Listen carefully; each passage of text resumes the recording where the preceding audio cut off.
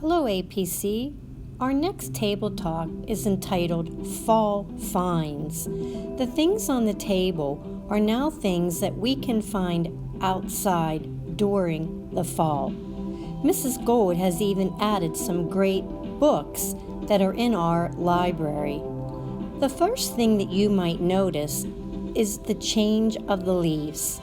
Leaves will be turning greens, oranges, yellows, and golds because the temperature is getting colder in the evening and the leaves are getting less sun, which causes them to begin to turn colors. It might take a few more weeks here in Pittsburgh to see the true fall foliage. Next thing that you're going to start to see are pumpkins.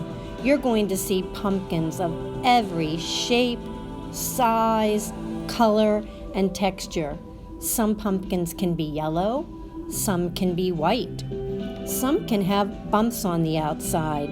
A pumpkin is a pumpkin until you carve it, and then it is a jack-o'-lantern. The next fall flower that you may see are mums, or the long name is chrysanthemums. These are flowers that we always see in the fall. They are an annual, which means they only grow once and they do not come back. You'll see them in different pots and different locations all throughout the city. Also, Mrs. Gold has a great book in our library called Chrysanthemum. It's about a tiny little mouse who has the big, long name of Chrysanthemum, and she's really worried about it because some of her friends are not very kind when the teacher calls her name. We probably wouldn't want to do that here at the primary center. Outside in our garden, you may have noticed that there are chrysanthemums planted outside.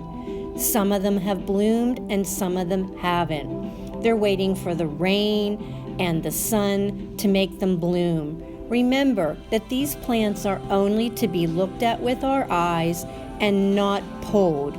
They are for looking and enjoying, not pulling the flowers off. Next on our table, you'll see a bulb. Bulbs are flowers that are planted in the fall, deep down in the soil, and they pop up when spring comes back again. This bulb happens to be a daffodil bulb. They will grow in the early spring, sometimes even when there's snow outside. Out inside of our garden, I planted some daffodil bulbs right in our raised bed so that when we're all tired of winter and spring pops around, we'll be able to see the daffodils sprout outside in our garden. I don't know how many will work. We'll have to wait and see. But this is what some of the bulbs will look like when they grow. Also on our table, you'll see a spiky round object. That's a chestnut bulb, and inside it is an actual live chestnut. Some people eat chestnuts, some people do not, but I'll tell you who loves them, our squirrel friends. Those spikes really hurt, but they'll still dig deep and get that nut out. They'll take that nut, they'll store it in their burrow, and they'll have it all winter long. So I'm wondering, do the squirrels use their claws to open the chestnut so those spikes don't hurt their fingers? I can tell you that when I picked them up, I had to use garden gloves because they really stung my fingers. Mrs. Gold also has some great books about squirrels and what happens because of acorns. What are all the different things that acorns can do to help animals survive the winter season? You'll see that acorns look like they have a top hat on them and they come off of a tree. Next in the fall, you'll notice that our flowers turn different colors. They are losing their sunlight, they are losing the warmth of the air, it's getting colder at night, so our flowers begin to turn different colors. They were once beautiful, vibrant colors, and now they're turning the color of green. Also, sometimes when you're driving down the road, you might see this object that's out in the vase.